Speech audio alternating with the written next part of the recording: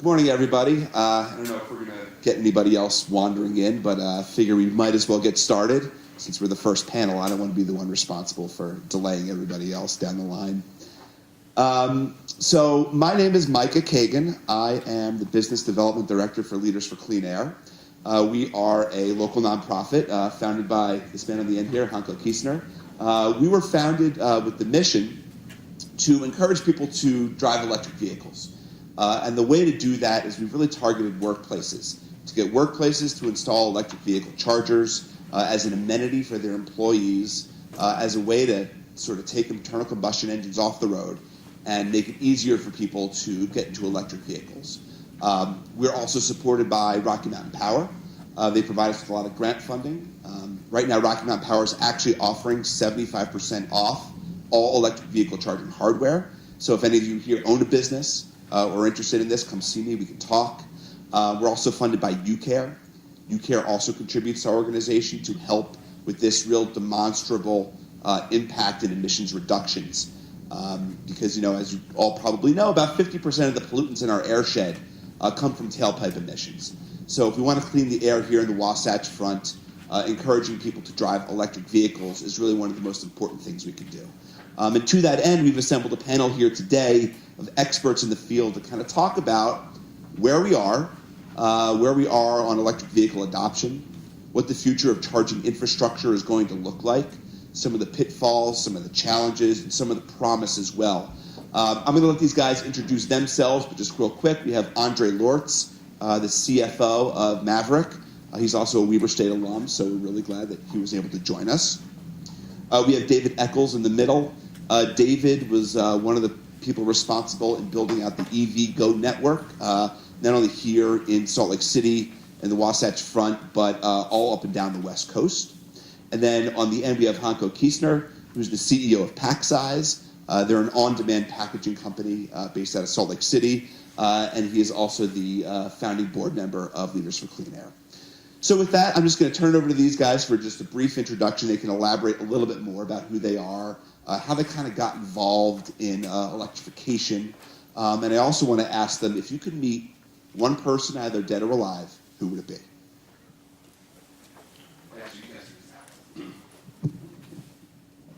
I guess I'll start since I'm the dinosaur in the room, or at least I market dinosaur products. So Andre Lortz, I'm the CFO for Maverick, and essentially how we got involved in EV charging was through solar panels. We actually started installing in 2015 some solar panels at our stations through Rocky Mountain Power in a partnership with them, and when we submitted our credit forms to the state for credits, they contacted us and said, hey, we're thinking about maybe trying to put some EV chargers in a commercial location to electrify I-15 and help people go have a Big Five vacation from Salt Lake to St. George. And would you be interested in partnering with us on that? And from that, we have essentially partnered with the Governor's Office of Energy Development, UCARE, and Rocky Mountain Power. We have 4 stations currently operating between Salt Lake City and St. George. We're currently in construction for 4 more stations to take it all the way to Tremonton, out to Stansbury Park.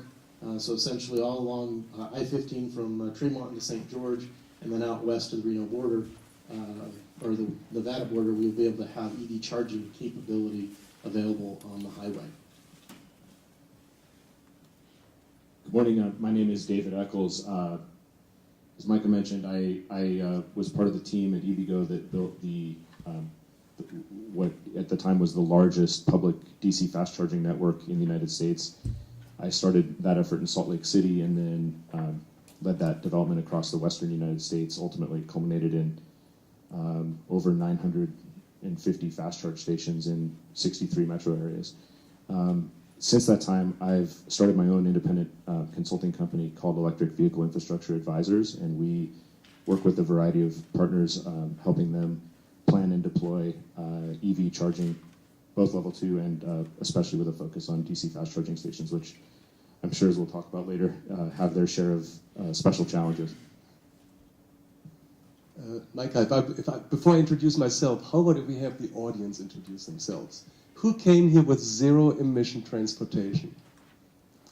okay, it looks like that there is a 99.9% chance of or opportunity for improvement. Which one of us two is going to go home with zero emission? Not me, and here's why. Because there are no charters here on campus. There were two by the credit union, but they were already taken up and blocked. So I'm going to go home with a little bit of fossil fuel consumption.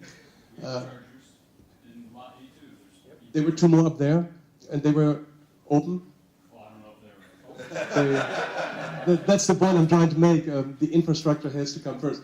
My name is Henko Kiesner. I'm originally from Germany. I moved here to start a packaging business. And before we moved from Germany to the United States, we looked at the US map and we said, what would be a great place to start a business and where would that be? So we looked at Utah. My wife is from Utah. And so that made us a little bit biased towards it, but we also looked at the countryside, we looked at the people. Utah has a tremendous entrepreneurial economy, there are tremendous workforce, awesome countryside, so there's almost nothing that would speak against Utah except for the air pollution. And that was one topic that I wasn't educated about, and I have to admit, we probably wouldn't have moved here. We certainly would not have moved, and we wouldn't have moved our little kids from Germany here into the Wasatch Front airshed if I had been aware of that problem. And so from a business perspective today, I actually have to say that air pollution is one of the major inhibitors to growth. We are struggling, luring new talent into the Wasatch Front area. We have basically zero unemployment here. I mean, we have full employment here in the area. We need to, if we want to grow our economy here, we need to be able to attract people. And we also need to prevent people from moving out. We are losing employees at Paxos. We have lost employees to the air quality here. So from an economic perspective, this is a problem. And so I began to investigate this, all coupled with my own experience of having developed asthma after I moved here, because I was completely unaware of this problem. I went jogging outside. To me, this looked like fog. In Germany, there's a lot of fog. The concept of smog didn't even occur to me. So I went to doctors. They diagnosed my asthma and said, hey, take this inhaler here. So then I thought, no, this is not the way how you solve that problem. And so I began to study this, and then we learned what Micah said, 50% of the particulate air quality problem here along the Wasatch Front is actually from internal combustion engines or from transportation vehicles. And then I just decided I'm not going to be part of this problem. So I personally switched. Then I began to switch our business over. We started to buy just zero-emission cars for our employees, for our salespeople, for the technicians that are driving around. And today we have a campus around our company building of 53 charging stations with a 30% adoption rate of our employees. And we'll talk about the adoption rate a little bit later. And so that has been my journey, how I came to sit here. And I decided if I can personally fix the problem, if I can have our company fix the problem, then why can't we have the whole society changed to a zero-emission lifestyle? And I see I've already lost control of my panel because none of them answered the question. If you could meet one person dead or alive, who would it be? I'll go first. Does anyone in this room know who George Jedinoff is? So George Jedinoff is a 100-year-old skier. He skis at Alta, he skis at Snowbird, and I was over hanging out with the guys from Ski Utah yesterday, and they showed a video of George. And he was one of the most remarkable people I've ever seen. And it's personally something I would aspire. I aspire to be skiing when I'm 60. So if I can make it to 100, that would just be the icing on the cake. But he was just a remarkable spirit and really impressed me. So if I could meet anybody, I would meet George Jedinoff. So I've got the mic, so I'll go next. For reasons unrelated to electric vehicles, if I'm being perfectly honest, Louis Armstrong. Which Armstrong? Because I was probably going to have said Neil Armstrong to be on the moon. I have to do two. I would like to meet Thomas Jefferson and Benjamin Franklin. I'm from Philadelphia, so Benjamin Franklin's also up there for me. So to get things started, I thought it'd be really interesting to talk about something called the diffusion of innovation. Is anybody in this room familiar with that concept? Great. Well, we have a little chart of it over on the board, and I think this is really pertinent to the discussion we're going to have today, because electric vehicle charging, it's really a new concept. And in order to figure out what an electrified future is going to look like, we need to know how people are going to adopt electric vehicles. So, Hanko, if you wouldn't mind just talking us through this curve, tell us what it says, and tell us what it says about the future of electric vehicles. Maybe a couple of sentences to the background why we got educated at PacSize with regards to the Diffusion of Innovation Challenge. Who orders online here in the room? Okay, that's pretty much all of us. Who receives packaging and boxes that are way too large on a regular basis? All of us also.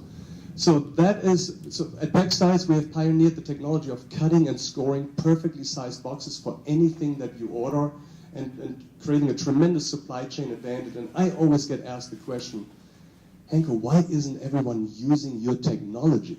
This is so obvious, less corrugated, less filling material, less shipping charges, a much more less polluting supply chain all the way through, a better customer experience, less recycling, all of it, and it's cheaper by more than 20% or so.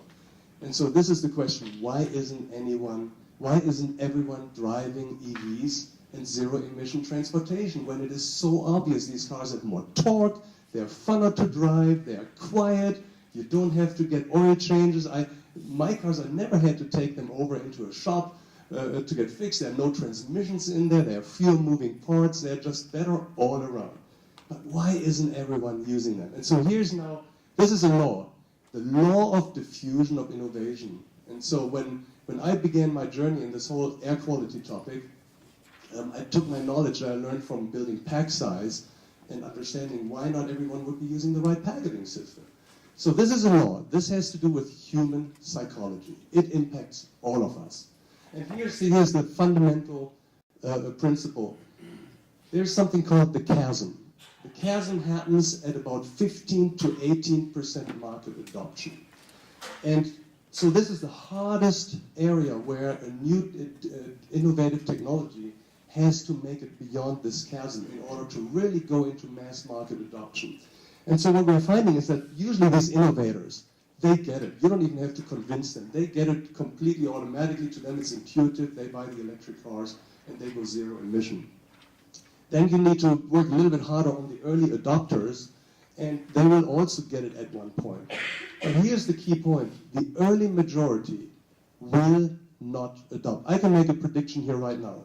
85% of all of us in the room here will not adopt zero-emission transportation, even if it is better in every regards, unless 15 to 18% have done it before us. 85% of us will not move.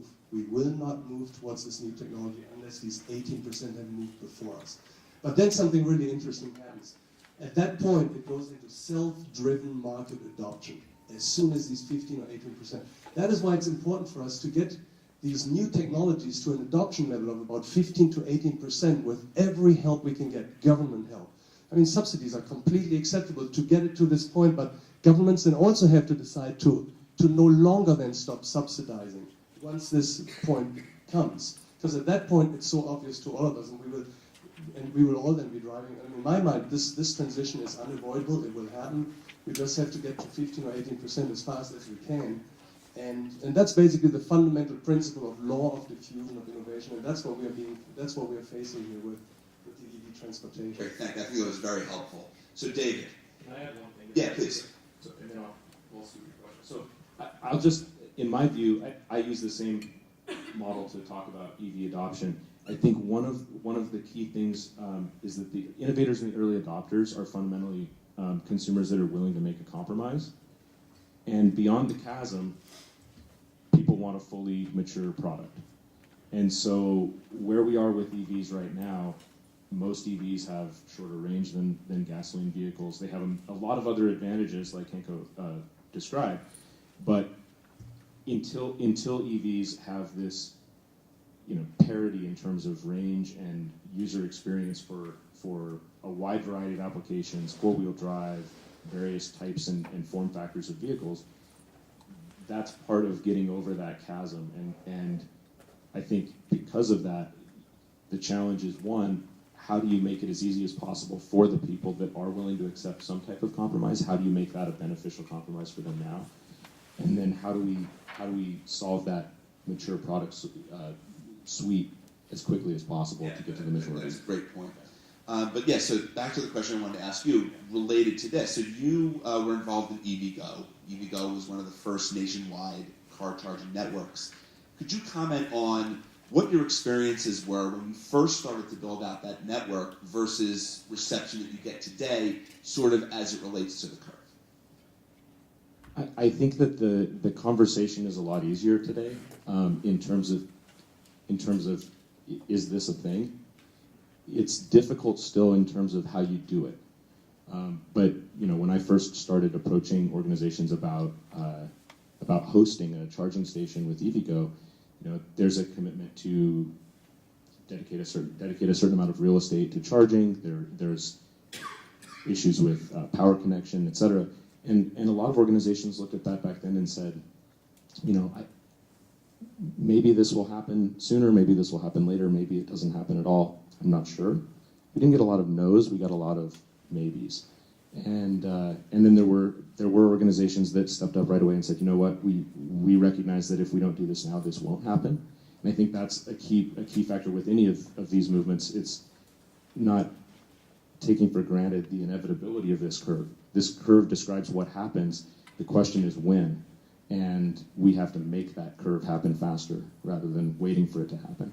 So I think now, in a lot of cases, when we talk to organizations that are interested, it's a much different conversation. They know that EV charging exists. They know that EVs exist. In many cases, even 2 or 3 years ago, those conversations were the first time that many of those people had ever really heard of EVs in any concrete way. And now, a lot of organizations, even major retailers and retail organizations around the country, property management companies, they've specifically identified EV charging as part of their corporate sustainability goals, and they're in the process of developing plans and policies around that, which, with the exception of a handful of very innovative organizations, even 2 or 3 years ago, didn't exist. Right, and I think you actually hit on another interesting point: is the curve isn't just going to happen on its own. We need leaders. We need people that are willing to step up and get out there, take a stand, take a chance. So Andre, I think you have a very interesting perspective on that.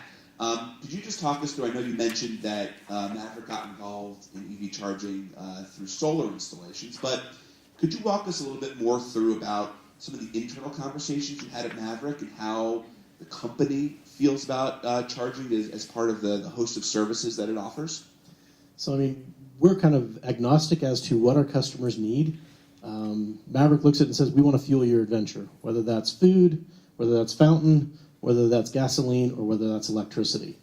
And so we said, we need to look at what can we do. Certainly we recognize in the Utah market, we've got an air issue.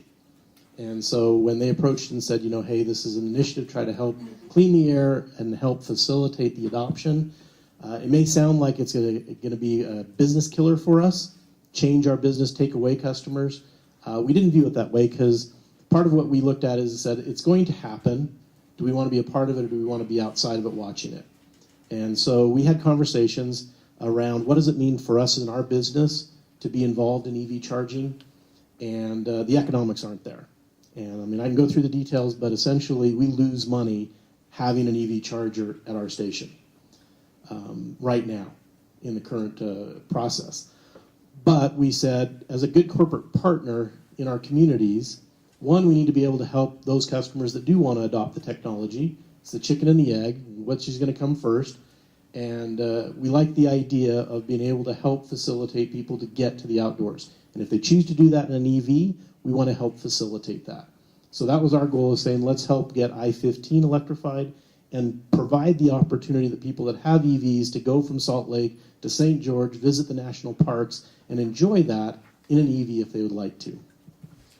Right, and so how do you see Maverick playing a role in an electrified future? Because, car charging, as adoption increases, is going to be a bit more decentralized than sort of the gas station system we have now.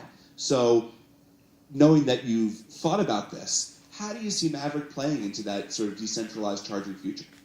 Regardless of whether people are driving a gasoline vehicle or an electric vehicle, there is one constant in this universe. They need a bathroom. And so whether they need to stop for additional fuel or not, I promise that most people going from Salt Lake to St. George know our Fillmore store halfway between there. And you know that we've expanded that, and right now we're adding additional bathrooms because even though we doubled the size of our store, it's not big enough, and especially not the bathrooms. So when we look at it and say, when people are traveling, they still have needs, whether that's food or whether it's to use a restroom. And so they'll still be stopping by at places that have those services that they need and want, and especially if they provide them in a clean environment. I mean, that's the biggest thing when you look at it. The number one thing people rate our businesses on is the cleanliness of our toilets.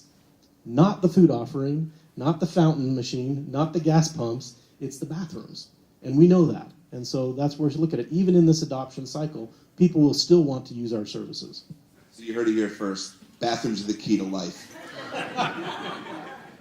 I'll add to that. Yes, So one of the debates that's gone on in the EV industry for a long time is how big a battery does a car need to have to get over that chasm and appeal to the general public? Okay. And there are a lot of different opinions about that. My opinion about that for years has been it needs to be a longer range than the human bladder. And if you look at the plans for large-scale, nationwide highway infrastructure investments that are going on right now, whether it's Tesla, whether it's Electrify America, or some of the regional corridor programs, those are typically spaced such that you could skip a station for redundancy and maybe stop every 150 miles, roughly every 2 hours of driving. I think that's largely where that is coming from, and the cars that are hitting the market now and in the next 12 to 18 months are in that range. So I think we're really at a tipping point in terms of the capabilities of the vehicles. The next couple of years, we'll see those prices come down to the point where there's price parity with gasoline equivalents. But that's a very different paradigm than the short range vehicles, sub 100-mile vehicles that we've had for the last, since 2010, basically. Right, and given that we have vehicles with the shorter ranges currently, Hanko, you made a commitment at pack size. You touched on it earlier, but could you just address the importance of workplace charging, kind of how that fits into this whole picture? Because we have, Maverick and other partners building superchargers up all along the highways to enable long distance travel. But when you think about, what does the average person need? The average person drives about 40 miles a day. So where does charging fit into that daily commute, that daily routine, especially as it relates to the workplace? So at PackSize, we have decided that we will make charging stations available for anyone who will adopt a zero-emission car. And so that was my pledge to the employees, and we fell behind. There was faster adoption, maybe a year ago, and then we had more EVs driving up than we had charging stations, and then we called this, okay, might this be the latest soap opera, charge wars or plug wars, where someone unplugs somebody else and puts the plug into their own car so that they can get home, and then that person doesn't get home. And so my pledge to the employees was, I will put up as many charging stations as we need to have, so that any one of you, when you drive up to work, you can recharge. And it's become a pretty cool perk. Employees look at this as a free gas station, or free fuel station, I should say. And that's a pretty cool thing. And we have now actually more charging stations than we actually need now temporarily. And now we have gasoline cars driving up and not finding any parking stalls without a charger. And so now you drive up to a charging station, and a lot of them have now come up to me and said, I feel like a little bit like I'm missing out on something here. I'm driving up to this charging station and I'm walking into the building. This is almost becoming like a fun sort of lifestyle, and maybe I also want to share a little bit of what I want when I'm on a road trip, for instance. I want an experience, because I'm dwelling now longer at the facility than I otherwise would if I just had gassed up. And so now I'm looking for a cool experience. I want to do my email. I want to be in a nice climatized environment at the right temperature, not too cold, not too warm. I want to maybe spend some money on some food or tea. And so sort of like a Starbucks type of environment where you can hang out a little bit. I think whoever figures that out, I think Maverick has a tremendous opportunity there to be first in creating that kind of experience and really capitalizing on the time that people spend in those facilities. Right. And also, just to follow up real quick, Hanko, you mentioned employees view this as a perk, as a benefit. Could you talk about the costs?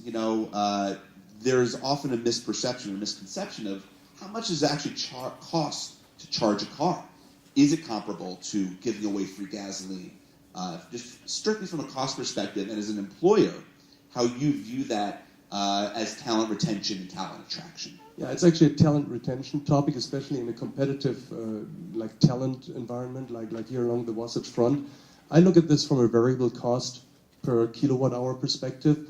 Now, on the business side, there are demand charges, and so that's something that we haven't really optimized yet or looked at.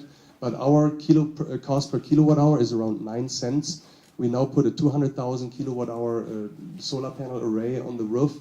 And so from my perspective, this feels almost like free electricity now, except for the demand charge for the business. Now, for those of us who charge at home, Rocky Mountain Power is now putting in some really attractive rates where power can actually be as cheap as 3 cents per kilowatt hour.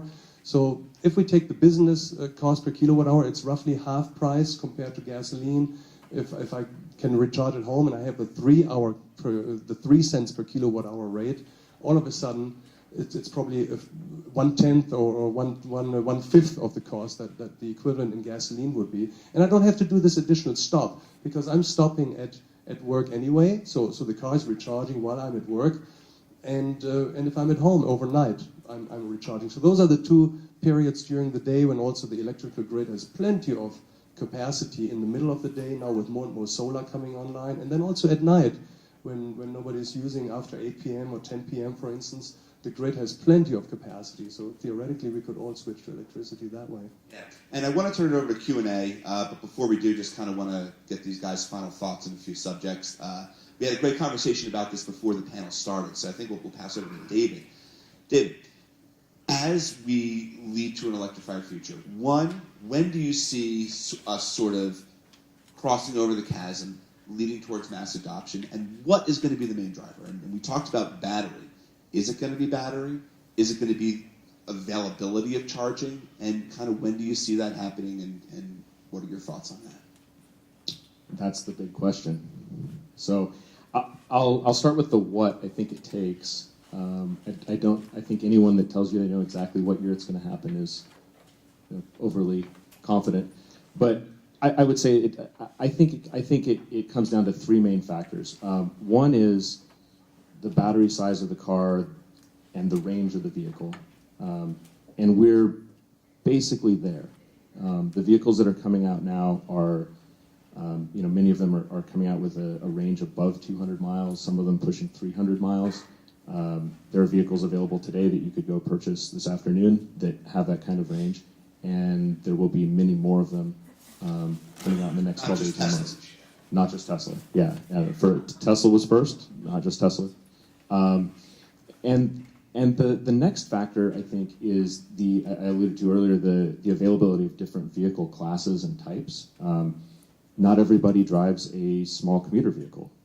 People need minivans and four-wheel drives and various vehicles that fit their lifestyle, and I think that's also coming. So if you look at, I won't bore you with all of the different options, but I mean, if you look at lists, go Google vehicles that are coming out in the next in 2018 or 2019.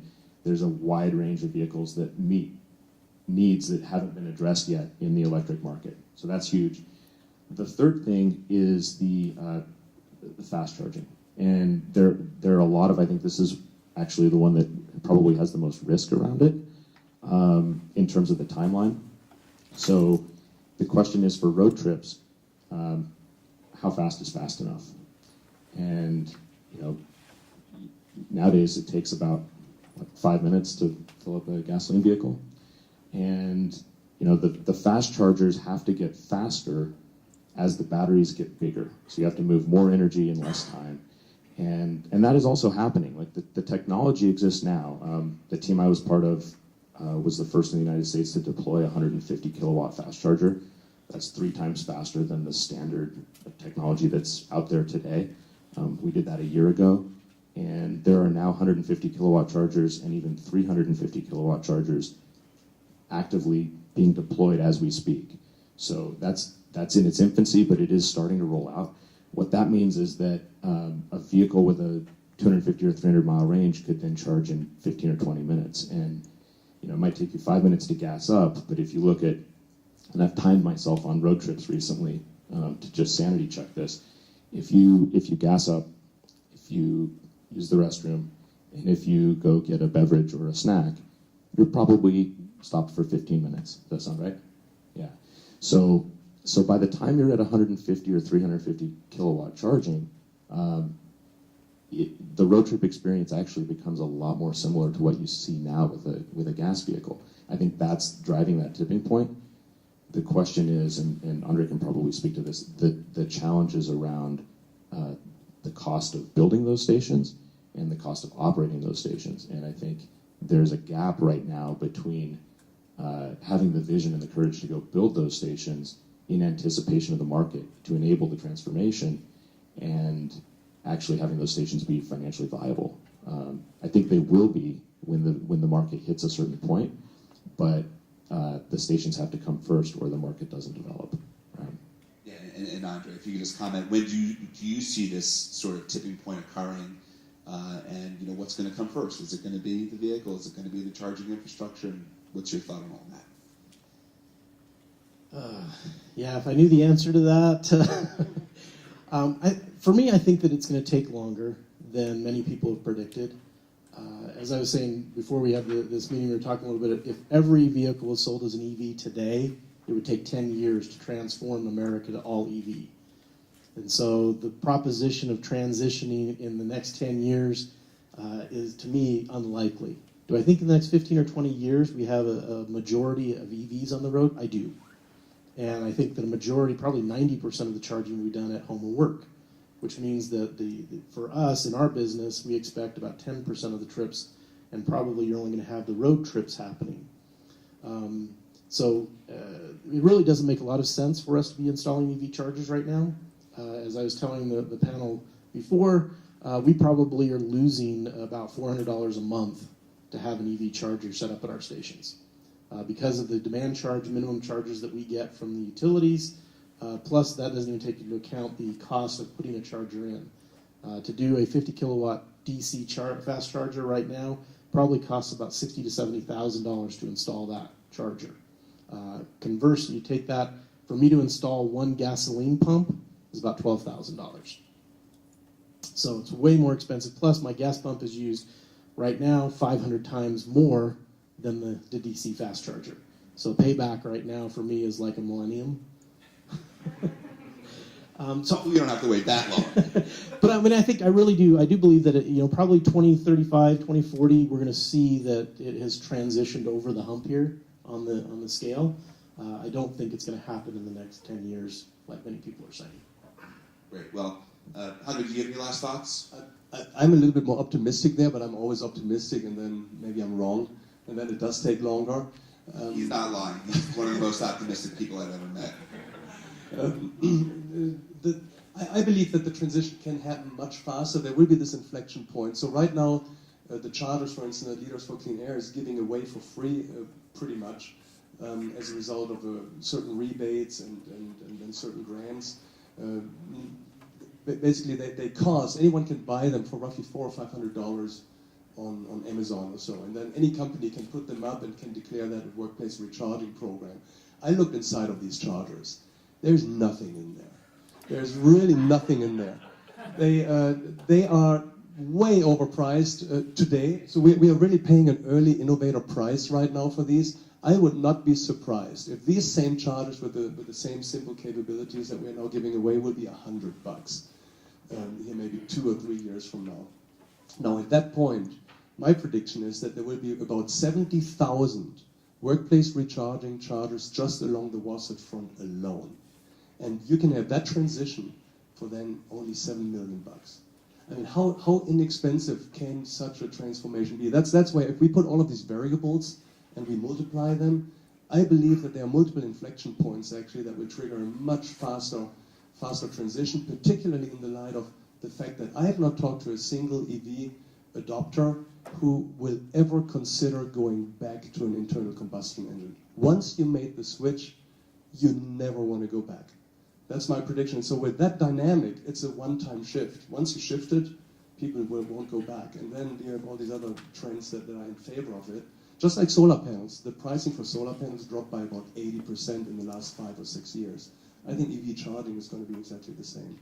Great. Well, we all hope that does happen. I hope you guys have learned a lot. I hope you guys have a lot of questions. We kind of wanted to throw it out to you. So yes, so please raise your hand, stand up, and tell us your name and what's your question. Hi, I'm Jim Adams with Salt Lake County Air Quality. So this is near and dear to me.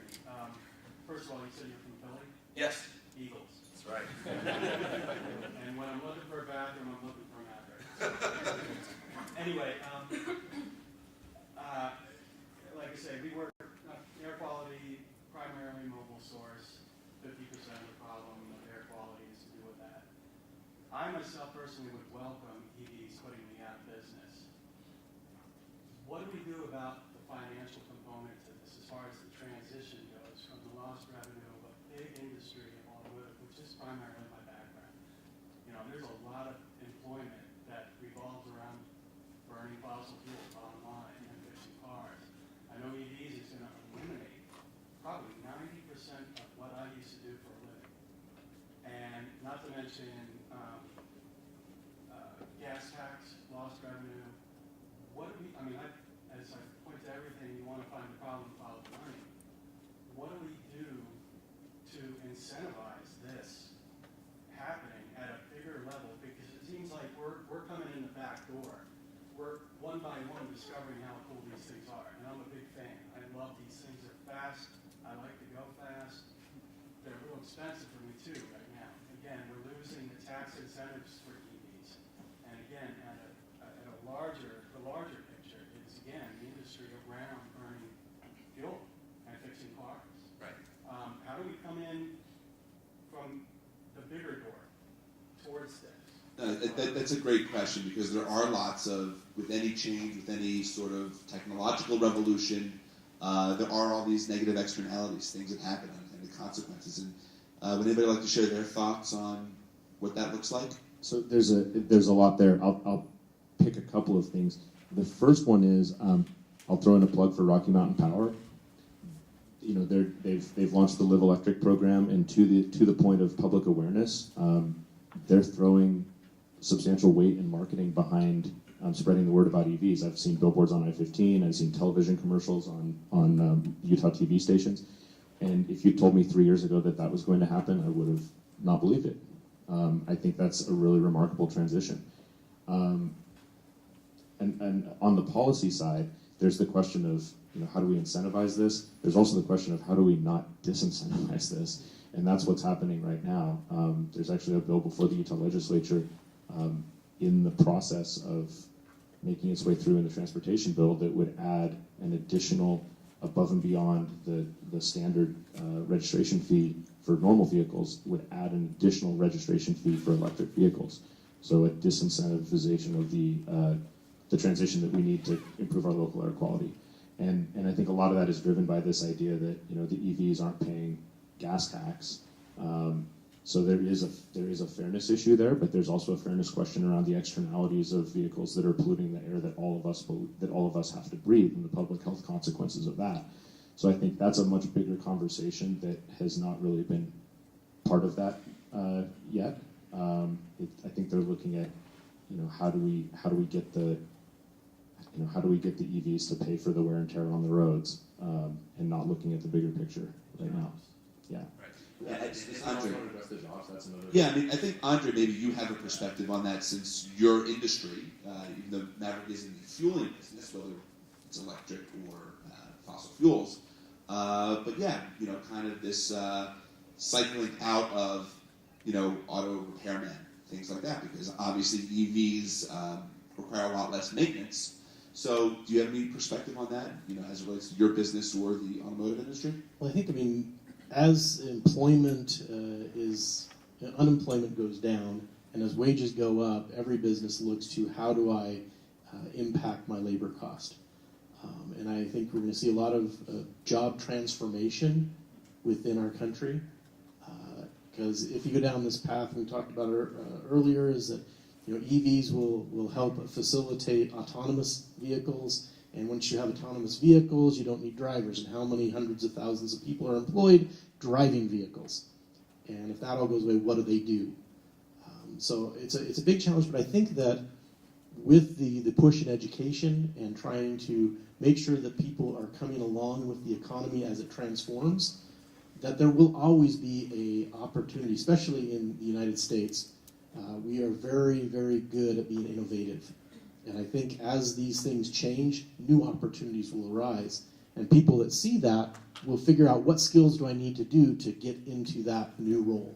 And I don't really see that it's going to be all of a sudden we're going to have millions of people unemployed because of this transformation, but I think we'll have millions of people transition to different roles than what they do today. Great point. Okay, any other questions? Here in the front, please.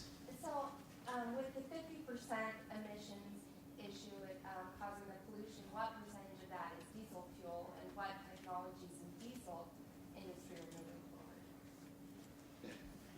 Yeah, I don't know the specific around diesel, but if you look at the total volumes of what is being sold in the marketplace, you're probably sitting at about 70% is gasoline and 30% is diesel. Now, with that, I would probably say you're probably more 50-50 in emissions because the diesel engines usually are pulling a heavier load, which means they're going to put out more emissions because they're burning more fuel. I think the same technologies that are affecting residential commuting will affect business and commercial transportation. We've seen Tesla come out with their all-electric semi-truck, which is very exciting to see what that could do, and especially if you add autonomous to it. Now, instead of having to fly freight from coast to coast, you could drive it for cheaper and not much slower.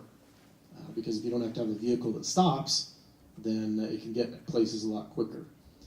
So I think there's a lot of things that will change, and technology is going to provide new ways that even today we don't understand what those will be. If you just look at battery technology, and Hanko and I were talking a little bit about that, the batteries we have today will probably not be the batteries we use in 5 years. They'll be a totally different chemical setup than what they are today, and cost and availability will drive that innovation. And I think the same thing's going to happen when you talk about air quality. Innovation's going to happen. I know our family companies own a refinery in North Salt Lake, and we've been under the EPA's mandate to reduce emissions from our facilities. And over the last, probably, I'm thinking, 10 years, we've reduced emissions by about 60% in our facility. But yet, sorry? No, we have Big West Oil as our refinery. But we've increased our production over the last 10 years by probably about 20%, but yet our emissions are down 60%. Yes, here in the front. Could you talk about the current infrastructure that exists? So if I were to buy a car tomorrow, like how many of those stations that I could charge up in 15 minutes, how many of those exist along in Utah versus how many? Trick question. Well, actually, how many would take me 2 hours? Hanko, actually, did you pass this to Hanko for a second? Because What car do you drive? That's the trick question. So this is one of the misconceptions. One of the big things where the conversation gets very muddy is when you say, okay, well, can I charge my car in 15 minutes? It's a kind of a misleading way to ask the question or phrase the answer, because cars with different sizes of batteries will charge differently. Cars have different native limits to how fast they will charge based on their battery management systems. So a better way to ask the question or to answer it is to think in terms of how many miles of range can I get in how many minutes, and you don't care as much what percentage full you are. Okay, so as far as the 15-minute stations, there are none of those in the state of Utah currently. There will be soon. There are, let's see, 7, 8. There are about a dozen 50 kW DC fast chargers in the Wasatch Front, along the Wasatch Front. So you have reasonable geographic coverage. Which means So that means like a Nissan Leaf, a current gen Nissan Leaf, would get about 80 miles of range in 25 minutes. Yeah. And there are in the process of building out these networks, not only Maverick is doing, but partnerships. You can now go from the airport to Park City, all electric. There are fast chargers all along that route. So there is a lot of work being done on this. But Hanko, I kind of wanted to hear what you had to say, because you've been a very early adopter. I mean, you're in the 1/10 of 1% of early adopters. So what's your experience been? I know you mentioned you came up here and you weren't any chargers, but I know you've gone to Southern Utah. Actually, I have to embarrass him for a second here. You guys can all go on YouTube and see a commercial that Honko filmed. Him and his little BMW i3 going to Southern Utah, just saying, hey, look, you can do this. But yeah, can you just talk about your experiences going on road trips, traveling, and charging up? I definitely had a burst of range anxiety on that trip because not all of the chargers were set up yet, and there were moments when I had to be drafting behind semi trucks just to make it to the next one. But I want to come back to that question. In an urban area, and I would actually count the entire Wasatch Front as like one big urban area, even up to the ski resorts in Park City, charging speed is not even a consideration really, because I'm parked 90% of the time. So if I go to work, I'm parked. Charging speed is not important now. If I'm at 3.3 kilowatts or 6 kilowatts, that recharges me fast enough. If I go shopping and I'm parked 30 minutes, now I can recharge 30 minutes. And I never deplete the battery all the way anyway to go from one stop to the next. I've encouraged our customers. So when I visit customers, they have now charging stations up. I do a 1 hour customer visit. Battery's full again. If I go to vendors, battery's full again just by using just one of these really inexpensive free chargers. So in an urban setting, I don't need fast charging at all, really. However, if I go down to Southern Utah, then it's exciting. And so then actually the way that the infrastructure is built up is there's only one charger right now. So now you're wondering, you're driving up, you're 20 minutes left, and now you're approaching it, and now you're wondering, well, is there somebody else parked there? And now do I have to wait for that person to be charged first before I can even plug in? So there are all these unknowns that all contribute to what they call range anxiety or charger availability anxiety. And so that's all why it's really only for people who wear big pants and who are really well. And you said, I think, David, you said it really early. It's you're willing to compromise and you're willing to put up with it. And that was quite an experience to drive down to St. George on my first electric road trip with only an 80-mile range on this little BMW and having to draft. And that was really... I made it. And then on the way back, we actually gave up at one point and went into a hotel. And there was a 110-volt outlet, and I was recharged again the next morning. But, I mean, this is adventure. I mean, to me, this is adventure. That's... And that's the thing. I sort of enjoy a little aspect of that as well, but not everybody does, and not everybody will. So to the question of how many chargers, one of the other trends for the road trips, I totally agree with Hanko saying that in the urban area it doesn't matter as much. The charging speed doesn't matter as much. The one caveat to that is multifamily housing, and that's something that a lot of cities are really struggling with right now, trying to figure out. Denver has launched some innovative programs to work on that, Seattle as well. And DC fast charging has a place in an urban environment to supply power for people who live in multifamily dwellings, where you go to the grocery store once or twice a week, your car's full, and you don't have to necessarily wire every single apartment building. As far as the freeway stations go, there is a trend towards, and it has a lot of expense and risk involved for the companies that are deploying these, but in anticipation of this market growth, the trend is towards not only faster charging, but more chargers per location. A lot of the stations being built out now have multiple chargers, 4, 6, 8. Tesla is now building stations, particularly in California, with 25 high-speed chargers per location. They've even built a couple with 50 in very high traffic areas along in the Bay Area and in Los Angeles.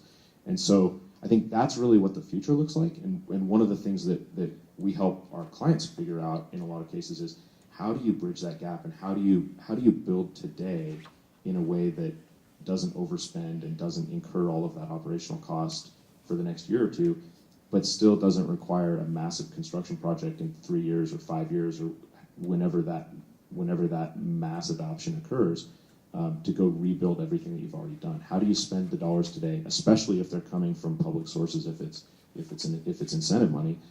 How do you spend today in a way that still has value 10 years from now? And there are a lot of things that you can do that are actually very inexpensive to facilitate that. Great. And I think we have probably time for one more question in the middle there. Yes, you. Just on that last note, so if this transition to EVs happens quickly, does that Absolutely not. So, does some of the incentive to take public transportation for people who are environmentally conscious go away if they have an electric vehicle? That's a great concern. I was at a conference recently in Colorado, and there was a person from the planning team at Aspen that was talking about basically that issue, not necessarily EVs as much as just transportation planning, and they get cars off the road with transit, and there's this kind of latent capacity that then fills the lanes again, right? I think it's a very real concern. I think the electrification is broader than just passenger vehicles, though. Park City has just launched this fleet of Proterra electric buses. I think a lot of other cities and counties are considering electrifying the public transportation. So it really dovetails. And the question is, how do you make those things support each other? And there are a lot of interesting thoughts and efforts around first mile, last mile transportation, using rideshare concepts to actually make public transit more convenient. So, one of the reasons a lot of people don't take a bus is it's not because they can't take the bus, it's because they can't get to the bus in the first place in a convenient or timely way. And so I think there are a lot of ways that that kind of that dream in the future is you have autonomous, zero emissions electric vehicles that can handle that first mile, last mile, and really facilitate the public transit, make that a truly convenient option for everyone, even people that maybe have mobility limitations and can't get there otherwise. And also, I think it's important to understand, though, that even though we're talking about replacing internal combustion cars with electric cars, our roads still have a finite capacity. You could build all the roads in the world that you want, but they're going to get filled by cars. So I do think there is a home for public transportation, because congestion is not just going to go away magically. If we do move to an autonomous future, it might ease congestion because cars can drive on the roads a little bit more efficiently. But we're still never going to have enough road capacity to satisfy every single person's need to have a personal automobile. So I do think there is a home for public transportation in an electrified future. I don't know if you guys have any last comments, anything you want to say. I think we need to wrap up. Gentlemen, anything? Is there an app for all of this? Wonderful question. There is. It's called PlugShare. PlugShare is open source, so there may be some holes in the system, but PlugShare is a really good resource and should show you where every available public charger is. You type in an address, it'll come up with a map. I know that Tesla has an onboard computer. I'm sure does Nissan and the other companies. They all do. Yeah, so if you own an electric vehicle, they'll have an onboard system that also is downloading this information that can tell you where these are. But if you want to go check it out for yourself, check out PlugShare. I really want to thank these guys for coming out here today. Hope this was an illuminating conversation. There's lots of work to be done on this front, and hope with every solution there seems to be another 10 problems that arise. So hopefully, if we can all come together, think about it, solve this problem, we can really make a demonstrable impact on our air quality. And I think that's one of the things that's driving all of us right here today, is that we believe in the state of Utah. This is one of the most beautiful places on the planet, and we really have an unfortunate, set of circumstances, both weather, geography, topography, that come together to give us the air quality that we do. And I think electric vehicles are the most direct way that each of us in this room can have an impact on the air we breathe. So again, I thank you all for your time. Thank you very much for coming. We'll be here. We'll be hanging out. Please feel free to come up, ask us any other questions you might have. Great. Thanks, guys.